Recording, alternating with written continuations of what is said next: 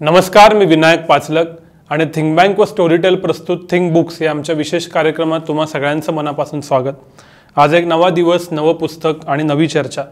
आज आमच्याबरोबर आहेत इन्किलाब विरुद्ध जिहाद या प्रख्यात कादंबरीचे किंवा ज्याला आपण महाकादंबरी म्हणू त्या कादंबरीचे लेखक लक्ष्मीकांत देशमुख सर। सर स्वागत आहे तुमचं। सरांचा ज्यावेळी अफगाणिस्तानचा क्रायसिस तयार झाला त्यावेळेचा व्हिडिओ कदाचित तुम्ही बघितला असेल। या क्रायसिसच्या आधीच त्यांनी या विषयावर महाकादंबरी लिहिली होती। याआधी ते साहित्य संमेलनाचे अध्यक्ष राहिलेले आहेत, प्रख्यात लेखक आहेत, माजी प्रशासकीय अधिकारी आहेत। ही कादंबरी नुकतीच स्टोरीटेलवरती आली आहे, त्यानिमित्तानं आपण त्यांच्याशी गप्पा मारतोय आणि नेहमीप्रमाणेच माझ्याबरोबर आहेत स्टोरीटेलचे प्रसाद मिरासदार सर। सर, पहिला प्रश्न हाच आहे की जरी अफगाणिस्तान वगैरे असा विषय चर्चेत राहत असला, मध्ये मध्ये यायचा, पूर्वी यायचा, तरी एवढी मोठी कादंबरी या विषयावर लिहावी, त्यातले वैचारिक अँगल समोर आणावेत, त्याचा पट खूप मोठा आहे, इतकी सगळी रचना करावी, हे सगळं कुठून सुरू झालं, कशी सुरुवात झाली आणि काही कादंबरी लिहावीशी वाटली? एक तर मला इस्लामचं खूप आकर्षण आहे, त्यामुळे इस्लामी देशात काय चालतं ह्याचं मला पहिल्यापासून चांगलं ज्ञान आहे। आणि जेव्हा 1980च्या मध्ये ही रशियन प्रणित डावी क्रांती झाली आणि अफगाणिस्तानमध्ये PDPAचं राज्य आलं आणि पहिले अध्यक्ष बनले तराकी, नूर मोहम्मद तराकी। ते डाव्या विचाराचे होते, कम्युनिस्ट माइंडेड होते आणि त्यांना इन्कलाब घडवून आणायचा होता। आपला देश हा खूप मागासलेला आहे, मुल्ला मुलूच्या ताब्यात आहे, इथं अफूचं खूप जास्त पीक आहे, शिक्षण कमी आहे, स्त्रियांची अवनती होते आहे। हे जर सगळं बदलायचं असेल तर समतेचा स्वर्ग आहे सोव्हिएत युनियन, त्याप्रमाणे आपल्याला देशामध्ये समता आणायची आहे आणि देश आधुनिक करायचा आहे। ह्यासाठी त्यांनी ते लष्कराच्या मदतीने क्रांती घडवून आणली। आणि जेव्हा ही बातमी मी ऐकली रेडिओवर, त्या काळामध्ये 1980च्या काळामध्ये मी फिरत असताना रोज रेडिओ घेऊन जायचं आणि BBC बातम्या सकाळी ऐकायच्या आणि तेव्हा एकदम लक्षात आलं की हे काहीतरी अद्भुत घडलेलं आहे। एका मुस्लिम देशामध्ये कम्युनिस्ट क्रांती घडणं हे अद्भुत होतं, कारण मुस्लिम राष्ट्रासाठी ॲथिस्ट कम्युनिस्ट किंवा ॲथिस्ट सोव्हिएत युनियन हे एकदम नो असे होते की त्यांना सहन होते, कारण ब्लास्फेमी हे इस्लामला मुळीच मान्य नाही। आपण अनेक आधी पाहिलेले आज भारतात जे घडतं आहे, तोपेश्वर मागे इतर गोष्टी पाहिल्या असतील, त्यामुळे असं जी मानसिकता आहे आणि पुन्हा अफगाणिस्तान हा अधिक मागासलेला, मुल्ला मुलूच्या ताब्यात असलेला, त्या ठिकाणी कम्युनिस्ट क्रांती घडतेच कशी हा मला प्रश्न पडला। आणि मग म्हटलं की हे समथिंग इंटरेस्टिंग आहे आणि हा टकराव व्हायची शक्यता आहे। आणि पुढे 2-3 वर्षामध्ये लक्षात आलं की हे होत चाललेलं आहे। त्या काळात मी वाचत होतो, पाहत होतो आणि मग डोक्यात विचार की हिच्यावर आपण काहीतरी लिहिलं पाहिजे। तर काय लिहिलं पाहिजे, तर मी बेसिकली कथाकार, कादंबरीकार असल्यामुळे आपल्याला कादंबरी सुचलेली आहे। आधी सुरुवातीला एक लव्ह स्टोरी सुचली होती, परंतु लक्षात आलं की मला जे सांगायचं आहे तर तो फार मोठा विस्तृत पट आहे। त्यामुळे एक नायिका एक नायिका असं न घेता संबंध देशाला नायक करायचं। आणि ह्या देशामध्ये 1980 साली जरी कम्युनिस्ट क्रांती झाली, इन्कलाब आला, ते इन्कलाब म्हणतात किंवा सौर क्रांती म्हणतात, ह्याची बीजं 1960च्या दशकात रोवली गेली होती आणि त्याचं केंद्र होतं काबूल विद्यापीठ। त्या काबूल विद्यापीठामध्ये त्या काळामध्ये काही रशियाला जाऊन शिकून आलेले प्रोफेसर आणि विद्यार्थी हे डाव्या विचाराचे होते, काही लहान गावचे आलेले, ग्रामीण भागातले तरुण आलेले, ते शिकून अधिक कट्टर, अधिक इस्लामी बनत चालले होते। आणि तिसरा एक प्रभाव होता, कारण तेव्हा आपली नाम अलिपुरमध्ये परिषद खूप जोरात होती, त्याचा अफगाणिस्तान सदस्य होता, त्यामुळे एक डेमोक्रेटिक लिबरल असा एक तिसरा विचार प्रवाह होता, तो क्षीण होता। म्हणजे 1960मध्ये तिथं 3 प्रभाव विद्यमान होते विद्यार्थ्यामध्ये। एक म्हणजे डाव्या विचाराचं आकर्षण, दुसरं इस्लामचं आकर्षण आणि तिसरं म्हणजे लिबरल लोकशाहीवादी विचारधारेचं। ह्यातून मग कशा पद्धतीनं 1980 साली हे डॉमिनेट झाले, सत्तेवर आले, इथून सुरुवात झाली।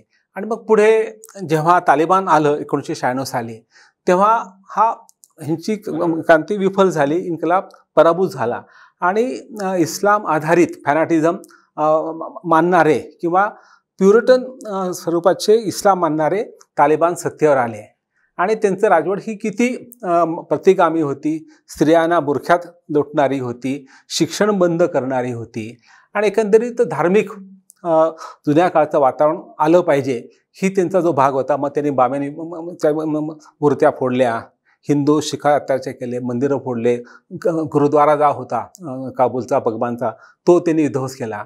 हे सर्व आल्यानंतर मग अमेरिकेने ते उलथून लावले. हा कालखंड मी त्या कादंबरीत आणला होता.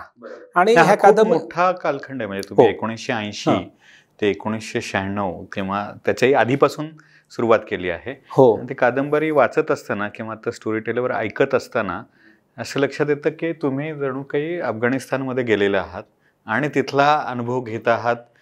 तो इतिहास, तिथली परिस्थिती आणि हे सगळं समजतं. आणि हा मुद्दा प्रकर्षाने जाणवतो की इन्किलाब असो किंवा जिहाद असो, हे जर तुम्ही सोसायटीवर समाजावरती लादले गेले तर ते स्वीकारले जातात विचार किंवा नाही, याबद्दलचं खूप छान मंथन तुमच्या या सगळ्या कादंबरीमधनं आलेलं आहे. आणि तेही प्रेमकथा पण त्यात आहेत आणि खूप इंटरेस्टिंग पद्धतीने तुम्ही घेतलंय. तर ही रचना करावी आणि त्याच्यासाठी तुम्हाला खूप रिसर्च करावा लागला असेल. तो कसा केला? ह्याचं दोन प्रकार उत्तर देतं. एक म्हणजे ह्या कादंबरीची रचना ही थोडी वैशिष्ट्यपूर्ण आहे. कादंबरी म्हणजे फिक्शन म्हणतो, पण इथं फॅक्ट्सला महत्त्व, इतिहासाला महत्त्व आहे, करंट इतिहासाला, आजच्या काळातल्या. म्हणून ह्याला मी फॅक्शन म्हणतो. फॅक्ट्स प्लस फिक्शन म्हणजे काही सत्य घटना, काही सत्य कॅरेक्टर्स. हे जे सगळे राज्यकर्ते होते, आधी आपण सुरुवात जर केली तर आधी किंग जहीर शाह होता. मग त्याची राजवट गेल्यानंतर तिथं जनरल दाऊद खान सत्तेवर, तो लष्करी शिपाई गडी होता. आणि त्याला पाडून मग हे कम्युनिस्टचे 4 नेते आले आणि त्यानंतर मुजाहिदीन आले, म्हणजे मुल्ला मोहम्मद उमर आणि त्यांचे रब्बानीसारखे ते राष्ट्राध्यक्ष झाले. आणि हे मवाळ इस्लाम आहेत म्हणून त्यांच्याविरुद्ध उठाव केला आणि तालिबान हे कट्टर सत्तेवर आले. हे सर्व सत्य पात्र आहेत. त्यांच्या जीवनातल्या ज्या लौकिक घटना आहेत, ज्यामुळे ह्या देशाचं भवितव्य बदलत गेलं, रक्तरंजित झालं, संघर्ष सुरू झाला, लोक सफर झाले, ते सगळं मला असल्यामुळे त्या लोकांचं जे ऑथेंटिक चरित्र आहे ते ह्यात आलेलं आहे फिक्शन रूपानं, म्हणजे ललित अंगानं. त्यात काही पत्रकार परिषद आहेत, काही तारखा दिल्या आहेत, काही घटना दिलेल्या आहेत. परंतु हे फॅक्ट झालं. परंतु मला संबंध देशाची कहाणी सांगायची असल्यामुळे मग मी सामान्य अफगाणी माणसं निर्माण केले कल्पनेनं, पण ते प्रातिनिधिक आहेत. म्हणजे तिथला अनवर हा असं वाटतं की हे सत्य माणूस असलाच पाहिजे, इतकं आपण ते घेतलेलं आहे. आणि त्याचा जो प्रवास आहे की एक तरुण स्वप्नावळ माणूस आहे, मॉस्कोतून शिकतो, रशियन क्रांतीने भारावून जातो आणि भारतात देशात आल्यानंतर त्या ठिकाणी काम करू लागतो. आणि तो मग ह्या PDPमध्ये सामील होतो आणि मंत्री बनतो, त्यांच्यावर काम करू लागतो. आणि तो जरी उदारमतवादी असला तरी कम्युनिस्टांची जी आहे की आपलं आयडियॉलॉजी ही आपल्यात थोपायची असेल तर आपण आयरन हँड वापरला पाहिजे. स्टॅलिन मेथडनं पोलादी वरवंटा वापरून लोकांचा विरोध चिरून काढला पाहिजे. परंतु त्या देशामध्ये हे शक्य झाले नाही, कारण त्या ठिकाणी लोक खूप धार्मिक होते, धार्मिक इस्लामी कट्टर होते आणि त्यांना मुळात कम्युनिस्ट शब्दाची अर्जी असल्यामुळे तिने स्वीकारलं नाही. त्यांनी खूप सुधारणा केल्या. त्यांनी जमीन सुधारणा केल्या, महिलांचा बुरखा बंद केला, शिक्षण सुरू केलं, आधुनिक विज्ञानाचं शिक्षण द्यायला सुरू केलं. परंतु हे करत असताना त्यांनी ज्या पद्धतीनं आपलं दडपायचा प्रयत्न केला, आपली आयडियॉलॉजी, की आम्हाला 10 वर्षामध्ये संबंध देश बदलायचा आहे आणि आम्हाला तितका वेळ नाहीये की मी पद्धतीने त्याने वरवटा केला. त्यामुळे तो एक भाग झाला. त्यामुळे ते हे अनवरचं पात्र रेखाटलेलं आहे आणि त्याला अगदी विरुद्ध असा करीमुल्ला केलेला आहे. तो एक धार्मिक नेता आहे, अल अझहर युनिव्हर्सिटी शिकून आलेला आहे, जी सर्वोच्च युनिव्हर्सिटी इस्लामची आहे. आणि तो ह्या सगळ्या ह्यांचा स्पिरिच्युअल गुरु आहे. ह्या तालिबानचा, मुजाहिदीन जे इस्लामसाठी काम करतात विद्यार्थी, त्यांना हा गाईड करणार. तिथं प्रोफेसर म्हणून तो काम करतो थिओलॉजीचा. परंतु तो उदारमती आहे आणि तो म्हणतो की आपल्या इस्लाममध्ये स्त्री पुरुषाला पण समान स्थान दिलेलं आहे. तर आज तुम्ही जे म्हणता की स्त्रियांनी घरीच बसलं पाहिजे, ते राज्यकर्ता होय, हे बरोबर नाही आहे. अशा काही तो गोष्टी सांगत असतो. फक्त त्याचा स्वभाव सौम्य असल्यामुळे सांगतो आणि सोडून देतो, परंतु तो फॉलो करत नाही. किंवा इस्लाममध्ये व्यसन वर्ज्य आहे, त्यामुळे अफूची शेती करणं हे चुकीचं आहे. परंतु लोक ते करतात कारण त्याला अफूतून पैसा मिळतो, शस्त्र मिळतात, लढण्यासाठी त्याला साधनं मिळतात. त्यामुळे हा एक प्रकारे त्यांचा धर्मगुरू असतो, त्याला मान देतात, परंतु ते ऐकत नसतात, त्यांना जे काय ते करत असतात. त्यामुळे हा एका अर्थाने दुबळा आहे, परंतु एक तो इस्लामचा नैतिक आवाज आहे. आणि जेव्हा लक्षात येईल की तालिबानला आपण त्यांना मार्गदर्शन केलं, ते आपलं गुरु मानतात, पण सत्य आल्यानंतर त्यांनी आपल्याला बाजूस केलेला आहे. म्हणजे ह्याचा अर्थ आपला जो इस्लाम पाहिजे होता, जो एक उदारमतवादी, स्त्रियांना समान न्याय देणारा आणि मुख्य शिक्षणावर भर देणारा एक अरेबिक मुहावरा आहे की चाहे चीन तक जाओ लेकिन इल्म हासिल करो. म्हणजे तुम्हाला हवं तर तुम्ही चीनला जा, परदेशी जा, पण शिक्षण घ्या, हे त्यांचं होतं. तर हे आपण विसरून गेलेले आहोत आणि आपण आधी आपली पॉप्युलेशन जी आहे स्त्रियांची केलेली आहे. तर असे दोघांचा हा 2% सुद्धा, एक कट्टर कम्युनिस्ट आणि तो हळू ते भ्रमनिरास होतो आणि म्हणतो की ह्यात काही आपण चुकलेलं आहे. हा करीमुल्लाचा देखील कसा भ्रमनिरास होतो आणि तो एका पॉईंट येतात की आपल्याला इस्लाम, फॅनाटिक इस्लाम किंवा प्युरिटन इस्लाम, वहाबी इस्लाम आणि कम्युनिझम हे दोन्ही पोथीनिष्ठ विचारधारा आहेत आणि ह्या लोकांना थोपता येत नाहीत. आपल्याला लोकांचं मतपरिवर्तन करून ते स्वीकारतं, ठीक आहे, म्हणून आपण हे दोन्हीतले चांगलं घ्यावं आणि एक लिबरल डेमोक्रेटिक सेटअप करावं, असं दोघं येतात एका बिंदूवर आणि त्याला कारण करते ते जमीलाचं बलिदान. बरोबर. आता यातले जे दुसरी कॅरेक्टर आहेत त्यात एक जमीला आहे. हो. आणि जे रशियन बायको तिची, ते रशियन बायको आहे ती आहे. पण दुसरं मला इंटरेस्टिंग कॅरेक्टर आहे ते झाकीरचं कॅरेक्टर आहे. ओके. की जे अमेरिकेत शिकलेला इंजिनियर आहे पण तो हळूहळू कसा फॅनेटिक होत जातो आणि त्या दोघांचं प्रेम पण आहे. बरोबर. आणि ही कम्युनिस्ट विचारांची आहे आणि तो फॅनेटिक होत शेवटी तो तालिबानी होतो. करेक्ट. इथपर्यंत त्याचा बदल घडतो आणि तो जो संघर्ष आहे, तर हे खूप इंटरेस्टिंग कॅरेक्टर्स त्याच्यामध्ये आलेली आहे. येस. आणि तो जो फिजिकल संघर्ष तर आहेच आहेत, अनेकांचे खून पडतात, अनेकांना मारलं जातं, अतिशय वाईट पद्धतीने अनेक सत्तांतर झाली त्याच्यामध्ये. पण हा जो त्या निमित्ताने होणारा वैचारिक संघर्ष आहे, वैचारिक मंथन आहे, ते तुम्ही वाचताना किंवा ऐकताना आपल्या मनामध्ये पण होतं. बरोबर आहे. आता आपण काय केलंय, हे वैचारिक संघर्षासाठी आपण तसे पात्र निर्माण केले. तर आता तुम्ही म्हणल्याप्रमाणे जमीला ही एक आदवची तशा नायिका मला हरकत नाही. अनवरची ती पुतणी आहे. अनवर हा एक कम्युनिस्ट माइंडेड पुरोगामी माणूस आहे. तो म्हणतो की मला एक आदर्श अफगाण स्थिती घडवायची आणि ती माझी पुतणी असेल.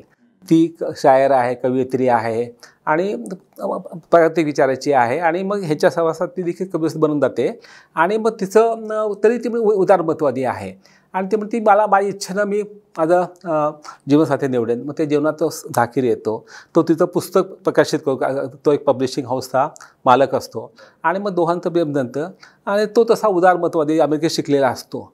पण हळूहळू तो तालिबानी बघते किंवा इस्लामकडे झुकत जातो कारण त्याच्या काकाचं हे पब्लिश हाऊस असतं आणि ते पब्लिश हाऊस केवळ इस्लामी धर्माच्या प्रसारासाठी मासिकं काढायचं असतं. ते काम करत असताना तो वाचत हे करताना तो हळूहळू त्याच्यामध्ये बदल घडत जातो आणि तो इस्लामकडे झुकू लागतो आणि मग त्याला हिचं मोकळेपणं वागणं, फिरणं किंवा संघर्ष करणं आणि कम्युनिस्टचं समर्थन करणं त्या खटकू लागतं. ह्यातून दोघांमध्ये मतभेद होतात आणि मग त्याला कम्युनिस्ट राजवटीमध्ये शिक्षा होते.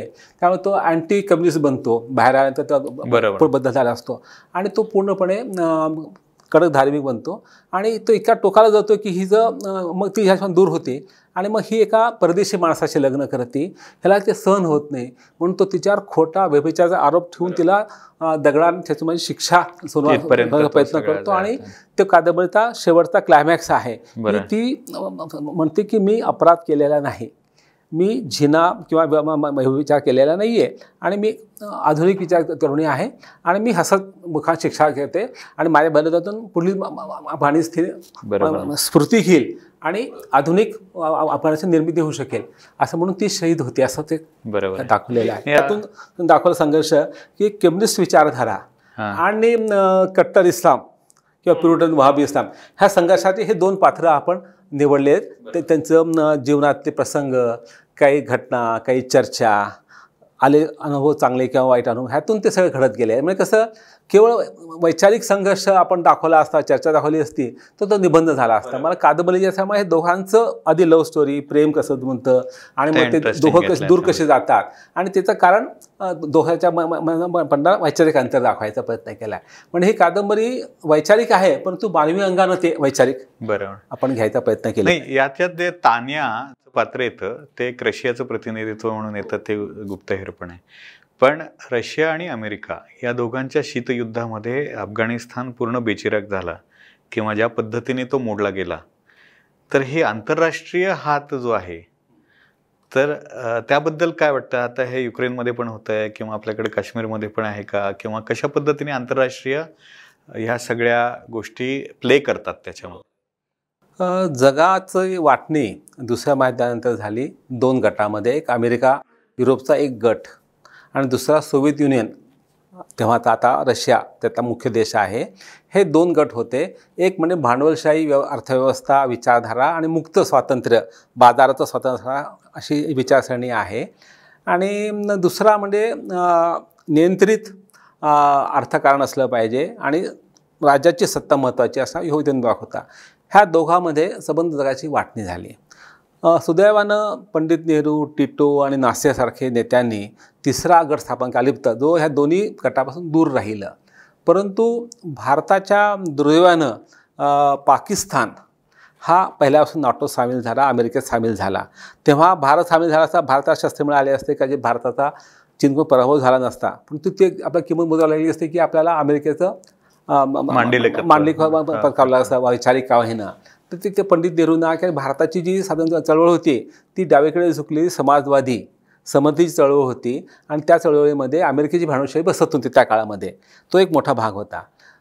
पण ह्या 2 गटामुळे शीतयुद्ध झालं आणि जगातल्या कुठल्याही देशामध्ये वर्चस्व कोणाचं असलं पाहिजे आणि खास करून हे अरब कंट्री, हे मुस्लिम कंट्री जे आहेत जिथं तेलाचं खूप जास्त आहे, की त्या देशावर आपली सत्ता असली पाहिजे. आणि पहिल्यापासून अमेरिकेची सत्ता ते प्रस्थापित झालीच होती आणि त्याला ह्या मध्य अरब कंट्रीजना गेटवे पाकिस्तान आणि अफगाणिस्तान, खास अफगाणिस्तान होता.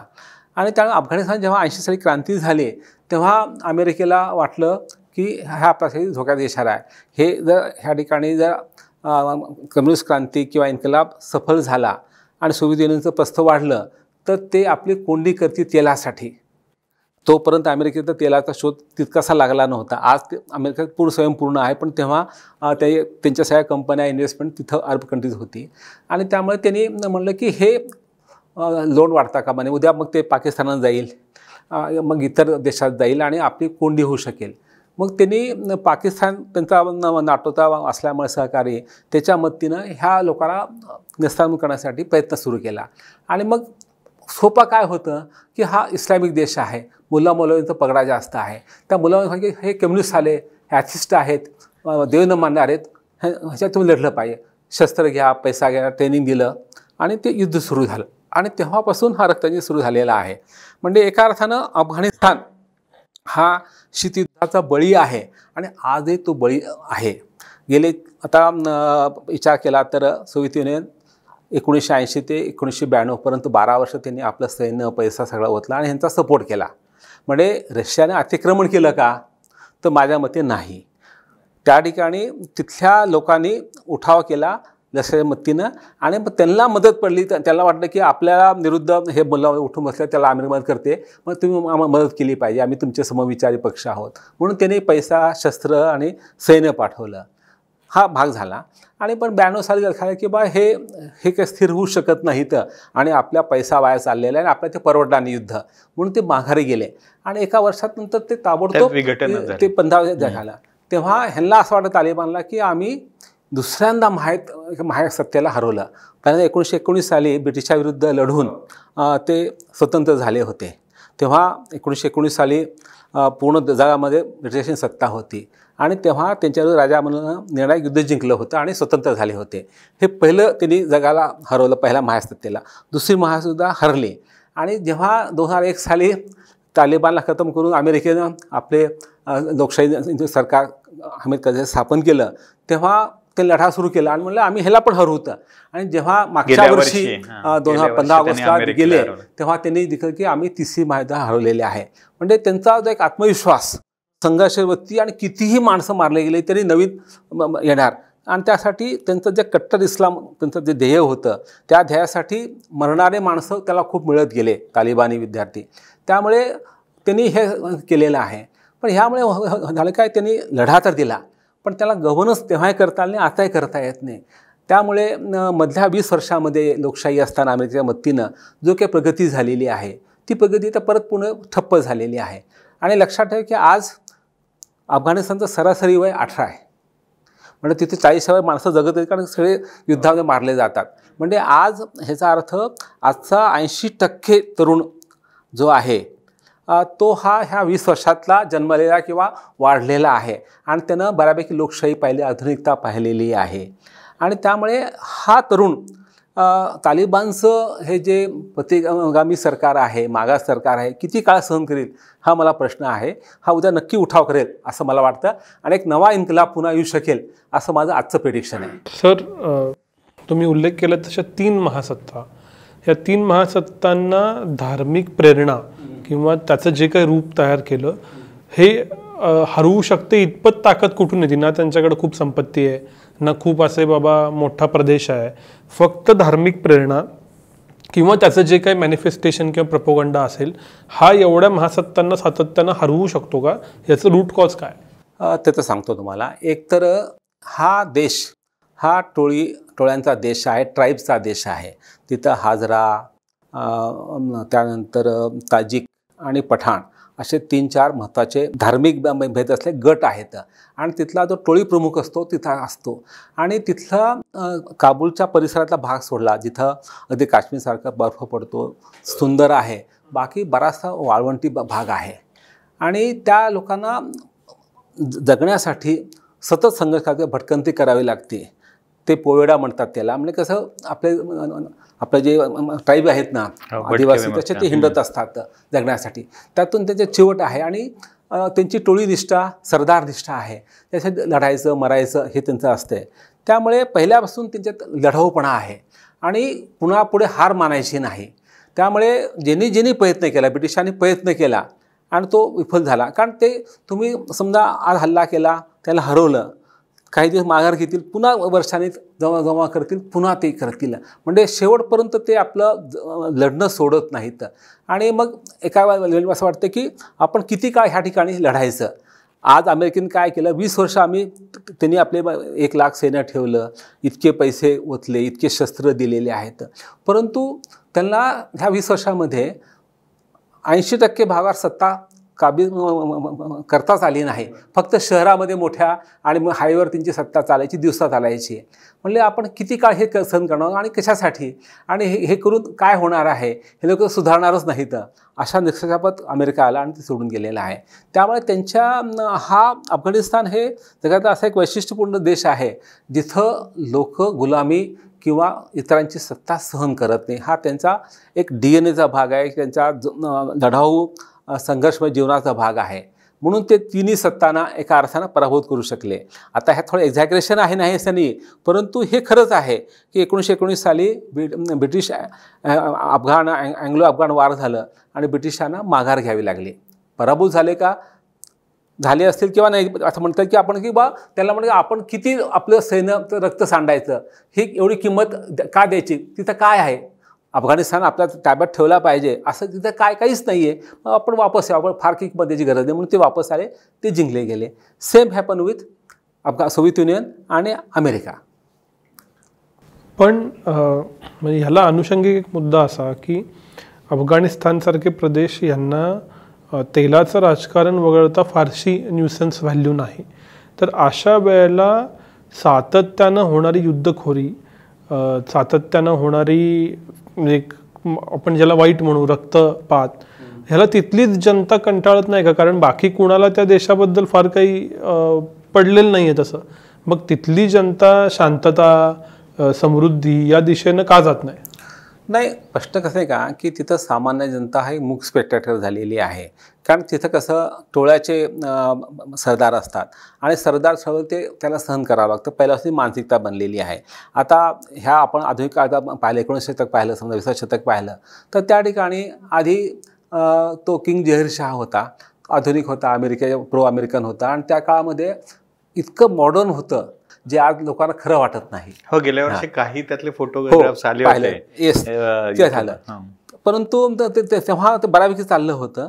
पण जेव्हा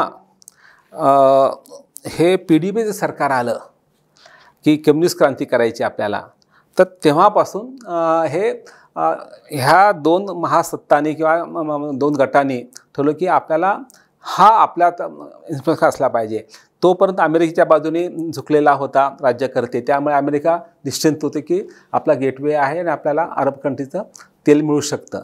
जेव्हा सोव्हिएत युनियन आलं तेव्हा त्यांनी हे शीतयुद्ध सुरू केलं आणि त्यामध्ये त्यांनी धर्माचा वापर केला आणि ह्यातून असं पाकिस्तानमध्ये केल्यामुळे एक एक भस्मासूर निर्माण झाला, तो म्हणजे फॅनॅटिक टेररिझमचा, रिलिजियस टेररिझमचा.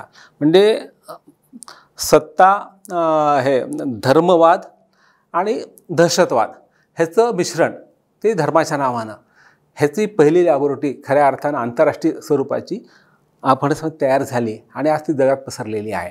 आज जगामध्ये आपण जर टेररिझमचा विचार केला तर बाकी सर्व धर्माचे जे दहशतवाद आहे ते लोकलाइज आहेत. फॉर एक्झाम्पल इस्रायलचे लोक दहशतवादी आहेत, पॅलेस्टाईनमध्ये करतात, पण तो फक्त पट्टा पॅलेस्टाईनचा सोडला, ते बाहेर काही करत नाहीत, इतर देशात त्यांचा धोका नाही.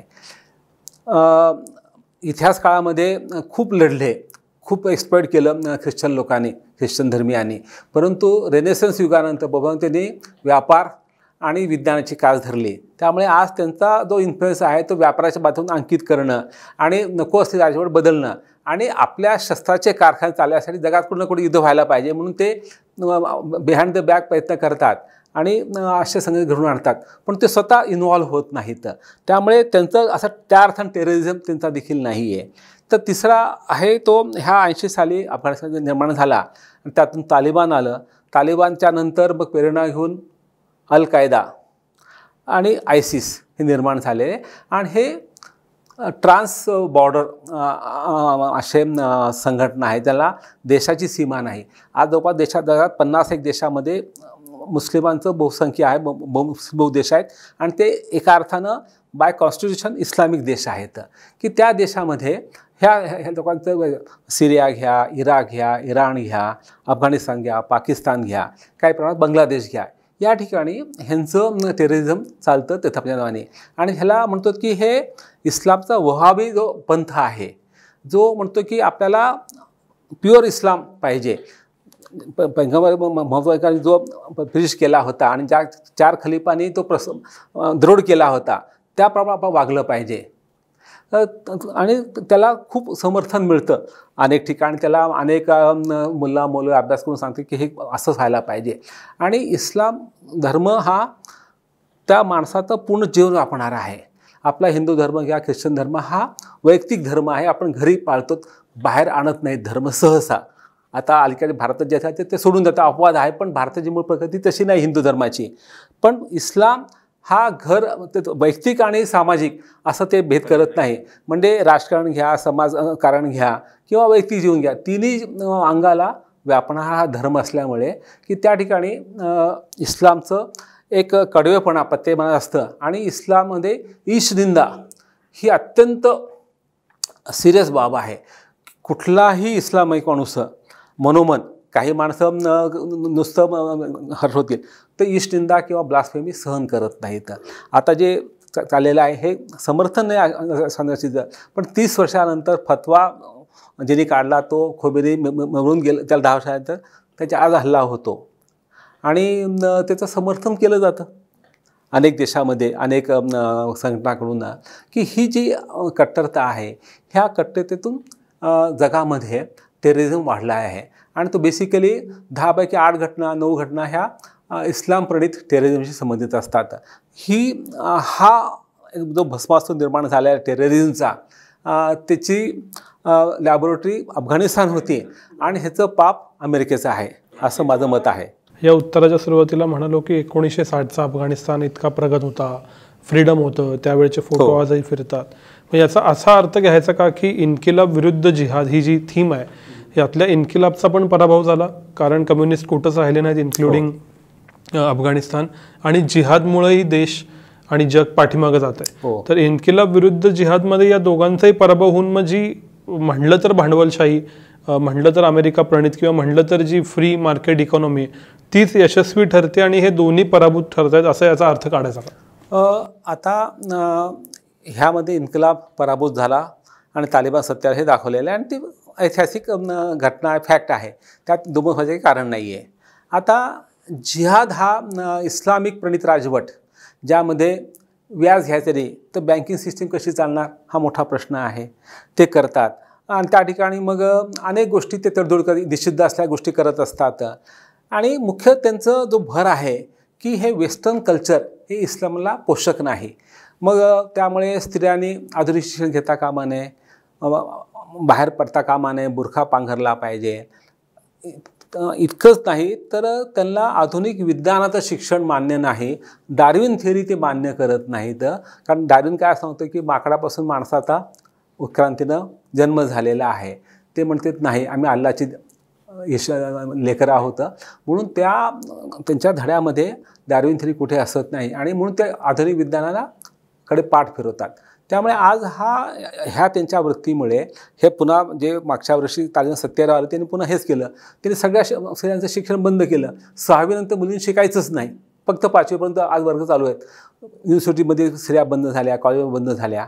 ज्या जवळपास काही 20-25 लाख स्त्रिया शिकत होत्या कॉलेज आणि युनिव्हर्सिटीमध्ये, त्या घरी बसल्या. डॉक्टर झाल्या महिलांनी फक्त महिला डॉक्टर तपासायचं असं बंधन आलेलं आहे. त्यामुळे आणि जे नोकऱ्या करत होत्या सरकारी कारखान्यामध्ये किंवा ऑफिसमध्ये, बँकामध्ये, त्यांना ह्याने ऑर्डर काय दिली तालिबानने आल्यानंतर की तुम्ही घरी बसा, तुमच्या भावाला आम्ही अपॉइंट करतो.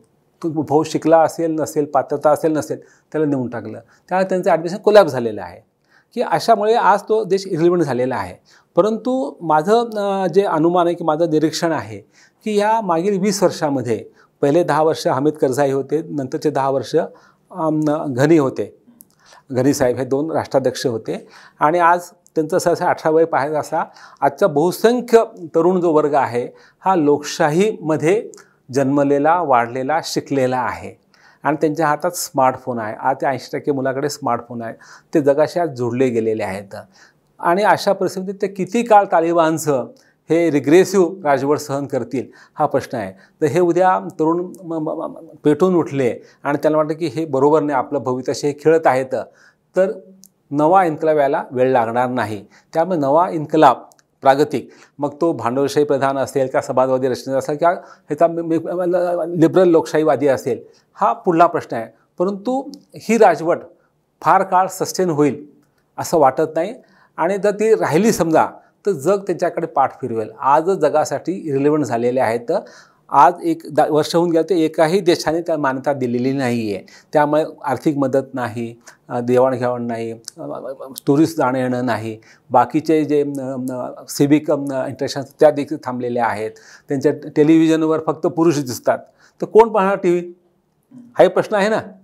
तर असं सर्व केल्यामुळे हे फार का सक्षम वाटत नाही आहे. त्यामुळे एक नवा इन्कलाब येईल. आणि अजून 10 वर्षांनी मला ह्या कादंबरीचं एक नवीन आवृत्ती कळाली, इन्कलाब विरुद्ध जिहाद विरुद्ध पुन्हा इन्कलाब असं काहीतरी. हा, मला जे या कादंबरीतनं जाणवलं तुझ्या प्रश्नाला उत्तर द्यायचं तर, की इन्कलाब करताना त्यातला सगळ्यात मोठा म्हणजे त्यांनी खूप छान उल्लेख केला की मूळ ह्याच्यावरती तुम्ही विचार हा आतून स्वीकारावा लागतो, तो वरनं लादता येत नाही, तो कसाही विचार असला तरी. आणि मग तुम्ही जेव्हा ते कंपल्सरी लादायला जाता, जी चूक त्यांनी केली की कम्युनिस्ट विचार हा कंपल्सरी जेव्हा लादायला गेला तेव्हा तिथलं सोशल स्ट्रक्चर पण डिस्टर्ब होतं. आणि त्यातून हा संपूर्ण इन्कलाब विरुद्ध जिहाद हा पेच प्रसंग उभा राहिला. त्यामुळे तो स्वीकारला गेला पाहिजे विचार, हा त्यातला मुख्य भाग. मला परत कादंबरीकडे यायचं आहे. तुम्ही इतके सगळे मुद्दे सांगितले, इतका मोठा काळाचा पट सांगितला आणि आधी असा उल्लेख केलात की हे फॅक्शन असं तुम्ही याला म्हणता, फॅक्ट प्लस फिक्शन. तर या फॅक्टची तपासणी, फॅक्टसाठी जाऊन समजून घेणं, कादंबरीतले कॅरेक्टर उभा करताना तिथला भवताल समजून घेणं, यासाठी तुम्ही काय विशेष प्रयत्न केलेत का? जाऊन आलात का? लोकांशी बोललात? कशी ती मेथडॉलॉजी होती? जवळपास मला 10 वर्ष लागली कादंबरी लिहायला. म्हणजे त्यातले पहिले 6-7 वर्ष मला फक्त रिसर्च करण्यात लागले. एक तर आधी तेव्हा इंटरनेट सुरू 95 साली मी लिहायला सुरू केली, तेव्हा हे नव्हतं. आणि 96 साली तालिबान सत्तेवर आलं, तर तेव्हा मुख्य आधार काय होता की मॅगझिन्स आणि न्यूजपेपर्स. मग मी दिल्ली, पुणे, मुंबई इथल्या युनिव्हर्सिटी लायब्ररीत गेलो, दिल्लीच्या पार्लमेंट लायब्ररीत गेलो आणि जे जे अफगाणिस्तान मिळतात पुस्तकं, मासिक वर्तमानपत्र ते कात्रणं झेरॉक्स करून आणले. हा एक पहिला गेला. आणि मग रेडिओ ऐकणं, जे काही ज्या पद्धतीनं साधी बातमी इंडियन एक्सप्रेस किंवा हिंदू छोटी बातमी ते घेऊन द्यायचं. हे वाचत असताना हळूहळू डोक्यात हे मुरत गेलं. आणि मग काही आर्टिकल्स मिळवले, काही पुस्तक मिळवले, रशियन पुस्तकं मिळवले, अमेरिकेच्या काही लोकांनी त्या काळात पुस्तक लिहिले ते पुस्तक मागवले अमेरिकेतून, काही पाकिस्तानमधली काही पुस्तकं आलेले आहेत. मग इस्लामचे पुस्तकं वाचले, कम्युनिझम, मार्क्सवाद सगळं समजून घेतला. हे सगळं पुस्तकं शेवटी आणि शीतयुद्ध ह्या सगळ्या गोष्टीमध्ये मला तेव्हा पुस्तकं हा एक मार्ग होता. आणि मी फक्त एक 1 वीकसाठी गेलो होतो, पण आठवड्यामध्ये जाऊन कुठलाही देश समजा असं नाही, पण एक थोडा फील येतो आणि त्यासाठी गेलेलं आहे. बेसिकली मी ज्यांनी ह्याच्यावर लिहिलं, फिक्शन म्हणा, नॉन फिक्शन म्हणा, हे सगळे पुस्तकं मी वाचले अधाशासारखे आणि ते अंगात मुरून घेतले. आणि म्हणतात ना, शेवटी कलावंत कसा असतो, जे न देखे रवी ते देखे कवी, तसं आपल्याला करता येतं. अनेक लोकांनी भारतामध्ये येऊन न येता भारतावर कादंबऱ्या लिहिलेल्या आहेत किंवा परदेशी पण लिहिलेल्या आहेत. तर तो एक भाग असतो. परंतु ऑथेंटिसिटीसाठी मी खूप रिसर्च केला, एक एक मुद्दा तपासून घेतला. आता त्यात अफूच्या शेतीचं आहे. आता अफूची शेती भारतातही होती, तर मी एका प्राध्यापकाला घेऊन अफू शेती पाहायला गेलो. अफूची फुलं कशी असतात पाहायला, ते अफू कसे तयार होते पाहत गेलं. तर असे मला 1 महिना लागला. म्हणजे एका पाराचं प्रकरण वर्णन करण्यासाठी त्या अफूचं कसं होतं हे केलेलं आहे. आता त्या ठिकाणी मग हे शस्त्र समजा AK-47 असतील, हँड ग्रेनेड असतील, हँड लॉन्चर्स असतील, हे शस्त्रांचे मग ते सगळे माहिती घेणं, डिफेन्स जर्नल वाचणं, काय लोकांशी चर्चा करणं, हा एक झाला. आणि मग दिल्लीला त्या काळात खूप निर्वासित लोक आले होते. ह्या 96 नंतर जो शेवटचा कम्युनिस्ट होता ना, नजीबुल्ला, त्याला फासाला लटकावला, लॅम्प पोस्टला लटकावलं. तर त्याची बायको आदल्या विमानानं, बायका मुलं ही भारतात आले होते आणि हा दुसरा विमान निघणार होता आणि ते विमान अडवलं. आणि मग त्यानं इनोव्ही आश्रम घेतला, तिथे 4 वर्ष जगला, पण त्याला शेवटी तालिबाननी खतमच केलं. तर तेव्हा जवळपास एक 10,000 विद्यार्थी आले होते, माणसं. मी जवळपास एक 100 लोकांचा भेटलो, त्यांच्याशी चर्चा केली, त्यांच्यावर काय काय गुजरलं, ते कसं झालं, आणि मग हे कसे होते, ते कसे होते हे पाहिलं. आणि मग त्या लोकांच्या स्टोरी केल्यानंतर मग त्यातून मला हे पात्र सुचत गेले. तर हा असा रिसर्च केला की आजच्या काळामध्ये रिसर्च करणं फार सोपं झालेलं आहे. एक तर नेटच्या आधारे तुम्हाला, विकिपीडियाच्या आधारे तुम्हाला कुठलीही माहिती मिळू शकते. कुठल्याही देशातला, कुठल्या भाषेचा लेख तुम्हाला मराठीत किंवा इंग्रजीत मिळू शकतो. आता उदाहरणार्थ युक्रेन कथा लिहित आहे, मला युक्रेनमध्ये तिथल्या पेपरमध्ये काय आर्टिकल आले युद्धाबद्दल, रशियाबद्दलचे, ते आर्टिकल्स मी त्या गुगल ट्रान्सलेट माध्यमातून इंग्रजीमध्ये तो लेख ट्रान्सलेट करून घेतला आणि काही मराठीत पण करून घेतला, भाऊ कसा होतं पाहण्यासाठी. आणि मला त्यांचा जो व्ह्यू पॉईंट तो कळून गेला. हे शक्य, आता इंग्रजी आपल्या येते, हिंदी येते, परंतु इतर भाषा, रशियन भाषा म्हणा, हे म्हणा, तर आज सोपं झालेलं आहे. पण तेव्हा ती सोय नव्हती. तर मला आठवते की मी पहिली कादंबरी 2004ला आली. तर 2002ला मी इथं पुण्यात आलो होते एका सेमिनारसाठी आणि तेव्हा MKCला गेलो आणि त्यांना सहज बोलता म्हणलं की मला अफगाणिस्तानचं जरा गुगल सर्च करून दाखवा बरं.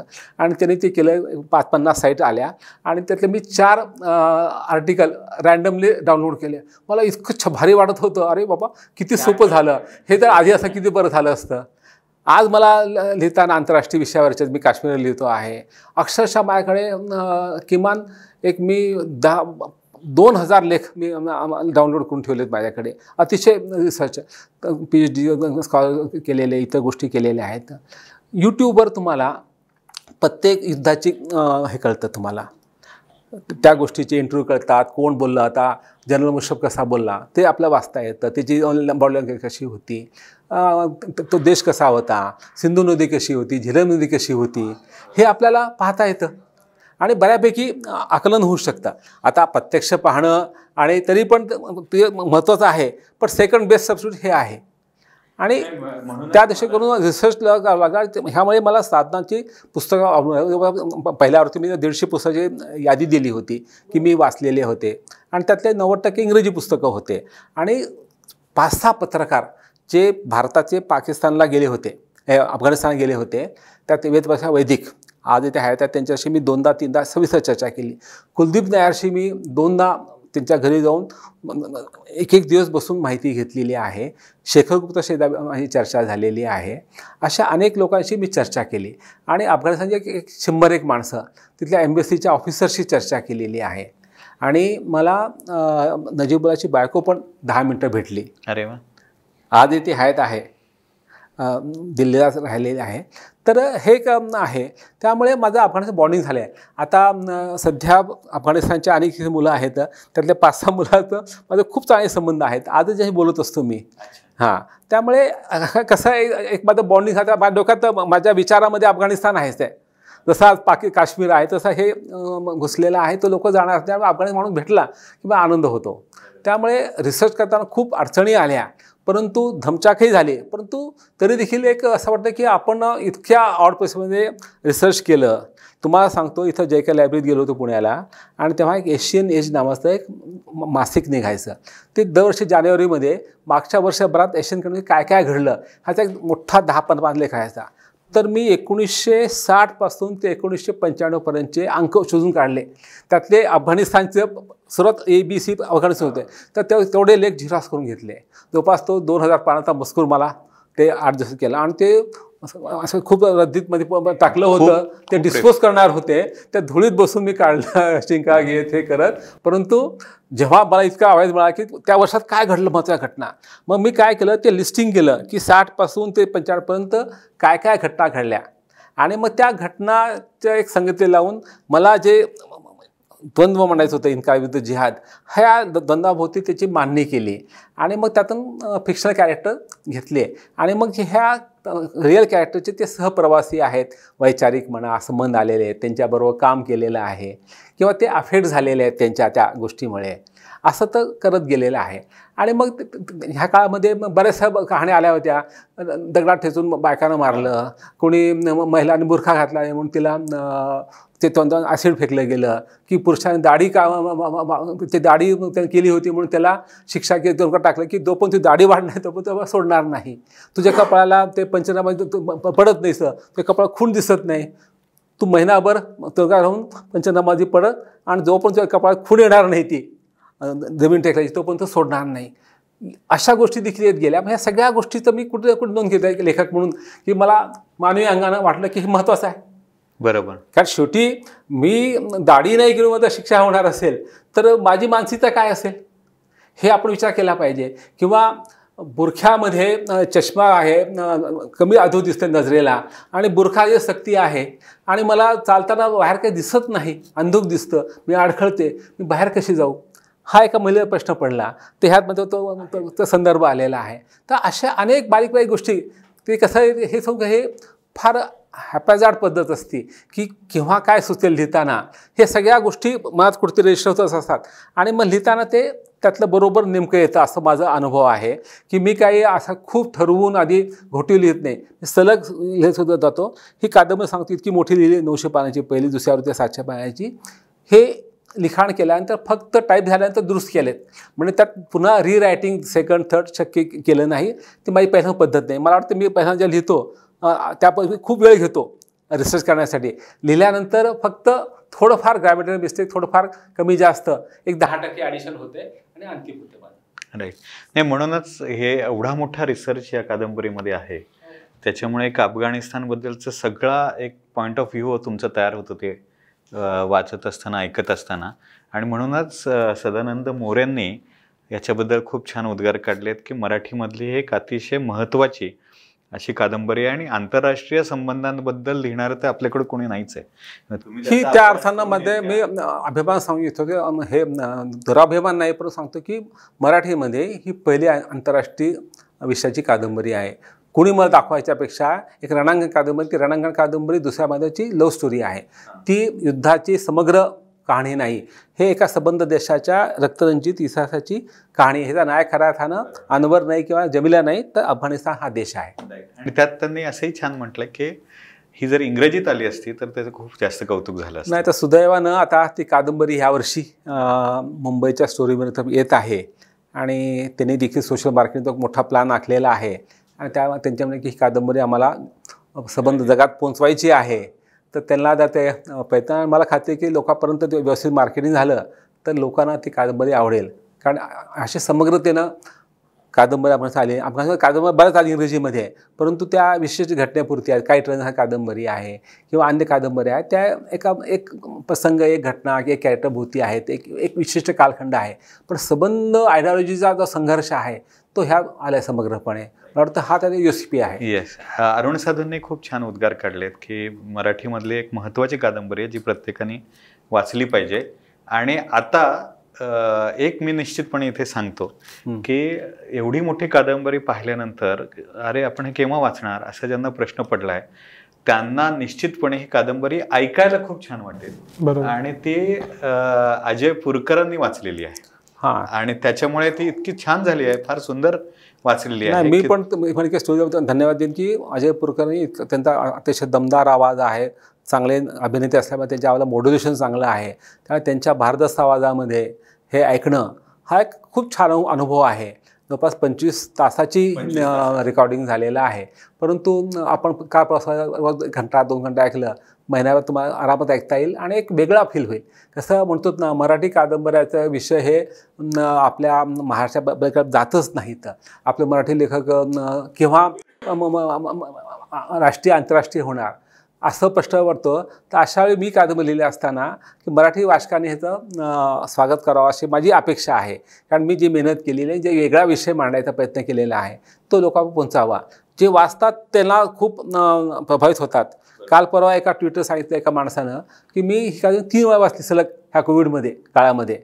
तर ही मोठी आहे. आणि मग आणखी एक दाद सांगतो की एक छोटं गुंजोटी गाव आहे उस्मानाबाद जिल्ह्यात अमोल तालुक्यात. तिथं एक कम्युनिस्ट कार्यकर्ते आहेत. ते त्यांची पत्नी दोघंही फुल टायमर आहेत. त्यांच्या 3 मुली आहेत. आणि ह्या 5 लोक मी कादंबरी वाचलेली आहे. आणि ज्या मला त्यांनी बोलवलं होतं या म्हणून त्याच्याकडे, आणि हे 5 जण माझे 2-3 घंटे बोलत होते कादंबरीबद्दल. अरे वा. आपले इथे डॉक्टर संगमेकर आहेत, पुण्याचे डॉक्टर, त्यांचे जे चिरंजीव आहेत नितीननं कादंबरी वाचली. तर मला खरं 2-3दा वाचलं, मला खरं वाटलं नाही. म्हणलं तुम्ही कुठलंही कॅरेक्टर नाव सांगा म्हणला, तिची तो स्टोरी सांगतो. त्या टेस्ट केली की मला सांग बा झाकीरचं काय आहे, किंवा तिच्या दुसऱ्या नवऱ्याचं नाव काय आहे जमिलाच्या, ख्रिश्चन. तर ते सांगितलं. मला वाटलं की छान वाटलं असं. परंतु मला थोडंसं वाटतं की आपल्या मराठी समीक्षकांची तितकी दखल जितकी घ्यायला पाहिजे घेतली काही लोकांनी, परंतु अजूनही ती घेतली नाही. कारण आपली समीक्षा देखील ही आंतरराष्ट्रीय झालेली लेवलवर आपल्याला अधिक ग्रामीण साहित्याने आपण अडकून पडलेले आहोत असं वाटतं मला. मुलाखतीच्या शेवटी येताना तर कादंबरी इंग्लिशमध्ये येते, स्टोरी टेलवर येते, त्यामुळे ती लोकांपर्यंत पोहोचत राहीलच. आणि तुमचं वैशिष्ट्य असं आहे की घडणाऱ्या घटनांनुसार तुम्ही कादंबरी अपडेट करत जाता. 4ची व्हर्जन वेगळे, 14ची व्हर्जन वेगळे, आता 22ची व्हर्जन वेगळे. या निमित्तानं जेव्हा केव्हा पुढचं तुम्ही काय म्हणू झालं की संपादन कराल किंवा पुढचं हे कराल, त्यावेळी तुम्हाला हा अफगाणिस्तानचा प्रवास कुठल्या दिशेनं जाताना दिसतो. आणि त्यातलं महत्त्वाचं म्हणजे त्यातला भारताचा जो कॉन्टेक्स्ट आहे की भारतीय लोकांनी अफगाणिस्तानबद्दल का समजून घेतलं पाहिजे, आणि अफगाणिस्तानात ज्या काही घटना घडतात त्याचा भारताशी काय संबंध आहे, आणि तो कुठल्या दिशेनं जाईल तो सुद्धा, म्हणजे भारत अफगाणिस्तान इम्पॅक्ट, याच्याबद्दल काय वाटतं? की भारतासाठी अफगाणिस्तान हे एका अर्थ अवघड जायचं दुखणं आहे.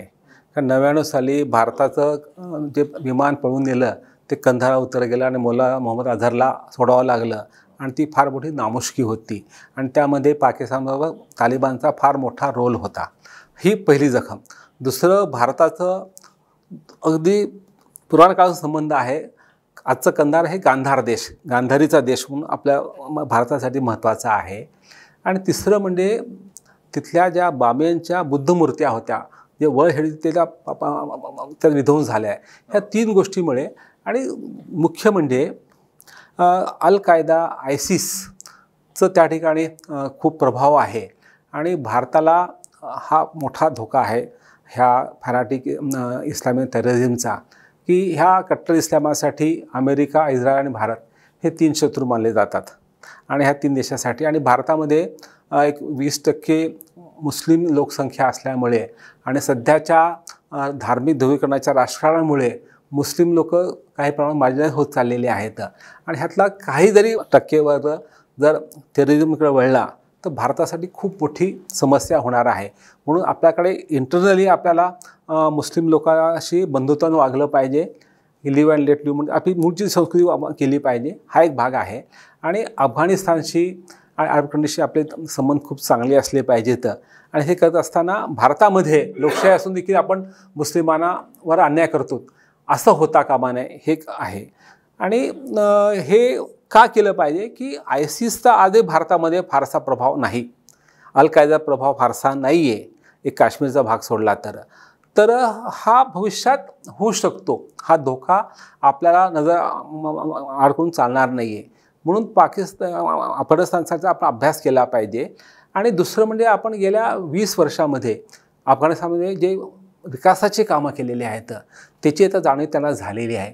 आज जगात त्यांना कोणीही धान्य देत नसताना मागच्या वर्षामध्ये आपण त्यांना 50,000 टन गहू दिला. परवा मेडिसिनचं एक मोठं विमान गेलेलं आहे आणि तिथली पार्लमेंट देखील आपण बांधलेली आहे, संसद देखील आपण बांधलेली आहे. तिथलं जे मोठं हॉस्पिटल आहे इंदिरा गांधी नावाचं ते आपण बांधलेलं आहे. म्हणजे आपण त्यांच्या शिक्षणासाठी, आरोग्यासाठी, त्यांच्या रस्त्यांसाठी आपण खूप काम केलेलं आहे, विकासाचं काम केलं. आणि कुठेही त्यांच्याशी आपण हे राजकारणात ढवळाढवळ केली त्या लोकांना भारताबद्दल ममत्व आहे, हे आपण पुढे नेलं पाहिजे. आता सुदैवानं तालिबानला जाणीव त्यांनी विनंती की भारताला तुम्ही तुमची एम्बसी ओपन करा, तुमचे जे बंद पडलेले कामं सुरू करा, आम्हाला त्याची गरज आहे. म्हणजे हे एक चांगलं लक्षण आहे असं वाटतं. कारण आज अफगाणिस्तानला कोणी जवळ करत नाही आणि भारत म्हणतं की आम्ही लोकांच्या बरोबर आहोत. राजवटबद्दल आम्ही काही बोलणार नाही, परंतु अफगाण लोकांशी आमचं एक नातं आहे, लोकांचं आम्ही काम करणार आहोत. हा एक भाग झाला. आणि दुसरं म्हणजे तालिबान राजवट किती काळ राहील काळामध्ये, ह्याबद्दल मी साशंक आहे. म्हटल्याप्रमाणे 20 वर्ष लोकशाही आल्यानंतर आणि बहुसंख्य लोक लोकशाही जन्मले असल्यानंतर आणि ते आधी जगाशी इंटरनेट माध्यमातून जोडले गेले असताना किती काळ ते ही प्रतिक्रमण राजवट सहन करतील हा प्रश्न आहे. ते जेव्हा पेटून उठतील तेव्हा तालिबान राहणार नाही, एक नवा इन्कलाब येईल. आणि तो इन्कलाब आला आणि एक चांगली लोकशाहीवादी उदारमध्ये स्थापन झाली, ती भारताच्या हिताची आहे. आणि स्टेबल अफगाणिस्तान आणि भारताशी मैत्री त्यांची असेल तर पाकिस्तानमध्ये देखील त्याचा एक चांगला पॉझिटिव्ह प्रभाव पडू शकेल, जे भारतासाठी खूप गरजेचं आहे. कारण अफगाणिस्तान पाकिस्तान हे दोन्ही फेल देश होणं आणि दोन देशांचे कट्टरतावाद वाढणं हे भारतासाठी फार जास्त धोक्याचं आहे. हे दोन देश स्टेबल व्हायलाच पाहिजेत. आणि त्यामध्ये अफगाणिस्तानची शक्यता जास्त आहे, कारण तिथं अण्वस्त्र नाहीत, तिथं सुसज्ज सैन्य नाही आहे. त्यामुळे तिथं लवकर होऊ शकेल आणि त्याला भारताची गरज आहे आणि भारत त्यांना रिस्पॉन्ड करतो आहे. तसं आपण डायरेक्ट भारताचा त्यांचा काही हे नाही आहे, वैर नाही आहे, कन्फ्रंटेशन नाही आहे. तो एक आपण फक्त कंधारचं ते प्रकरण सोडलं विमानाचं तर त्यामुळे भारताची मैत्री होऊ शकते. आणि ही मैत्री वाढली तर पाकिस्तान आपण चेक करू शकतो आणि भारतासाठी ते एक स्टॅबिलिटी किंवा फॉर सिक्युरिटीसाठी भारताची खूप महत्त्वाची गोष्ट आहे. म्हणून आपण अभ्यासाचा अभ्यास केला पाहिजे. एक लर्निंग मला तुमच्याकडनं हवं आहे की या सगळं वाचत असताना या दोन्ही महासत्ता रशिया आणि अमेरिका ह्या कसा रोल प्ले करतात ह्याचं रिअलायझेशन होतं खूप मोठ्या प्रमाणात. तर हे चित्र बदलतंय का आता? महासत्तांचा जो खेळ आहे की भारत महासत्ता बनतोय, चीन बनतंय, रशिया आणि अमेरिका आता हळूहळू डाऊन होत आहेत, तर हे सगळं चित्र कसं बदलतंय असं वाटतं तुम्हाला? आता कसं आहे, नवं शीतयुद्ध सुरू झालेलं आहे अमेरिका आणि चीनमध्ये. आता रशिया थोडं मागे पडलेला आहे आणि त्यामुळे रशियानं चीनची युती केलेली आहे. दोघांच्यात आम्ही मिळून आपल्याला वर्ल्ड ऑर्डर बदलायची असं त्यांचं स्वप्न दिसतं आहे. आणि हे दोन एकत्र येणं, कारण चीन ही आर्थिक सत्ता आहे, सामरिक सत्ता आहे, आणि रशिया जरी आर्थिक सत्ता नसेल ती सामरिक सत्ता आहे. हे दोघं एकत्र आले तर युरोप आणि अमेरिकेला ते खूप चांगल्या पद्धतीने टक्कर देऊ शकतात.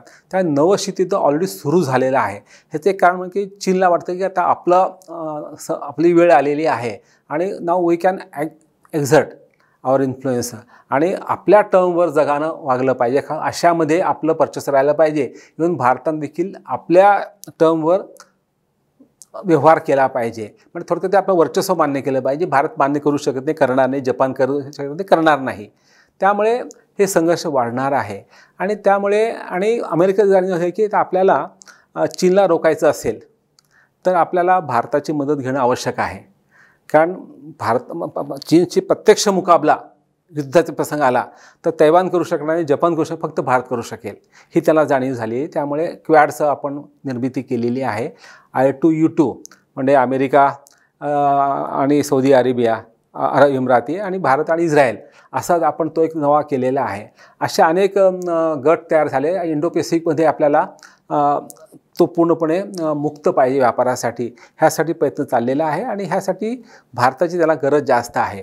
आणि भारत अमेरिकेत जास्त झुकू नये म्हणून चीनला देखील लिमिटनंतर भारताला प्रेशराईज करता येणार नाही. आणि रशियाला भारताची मैत्री हवीच आहे, कारण त्यांचं तेल, त्यांचं शस्त्र भारत घेत असतो, कारण शस्त्राचा आपला मोठा आपण आयातदार आहोत त्यामुळे हे तिन्ही जे महत्त्वाचे देश आहेत जे शीतयुद्ध करू शकतात, सुरू केलेलं आहे, त्या तिघांना विविध कारणास्तव भारताची बऱ्यापैकी गरज आहे. तर भारतानं चांगल्या पद्धतीनं आपले मूव्ह केल्या, स्ट्रॅटेजिक इनिशिएटिव्ह घेतले तर भारताचं महत्त्व वाढणार आहे.